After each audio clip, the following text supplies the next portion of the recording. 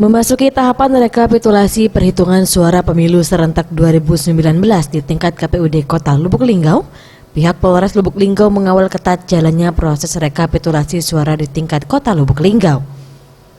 Dalam pengamanan rapat pleno ini, pihak Polres Lubuk Linggau mensiagakan personilnya sebanyak 350 orang, baik dari anggota Polri, anggota TNI dari Kodim 0406, serta Pol PP dan petugas Damkar Lubuk Linggau.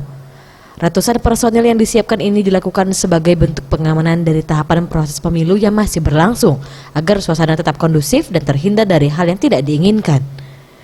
Menurut Kapolres Lubuk Linggau AKBP Dwi Hartono mengatakan, petugas yang disiagakan di area gedung rapat pleno rekapitulasi suara pemilu di tingkat Kota Lubuk Linggau ini telah disebar di beberapa titik, di mana pola pengamanan yang diterapkan terbagi menjadi 4 sektor dengan pengamanan terdepan oleh petugas Dalmas dari Polres Lubuk Linggau. Personel ditambah lagi dengan ada Brimob, ada TNI jumlahnya kurang lebihnya 50, dan saya lihat juga ada Satpol PP dan pemadam kebakaran. Jadi kalau total hampir 300-an personil, 350 personil yang standby. Tim Liputan Sriwijaya TV.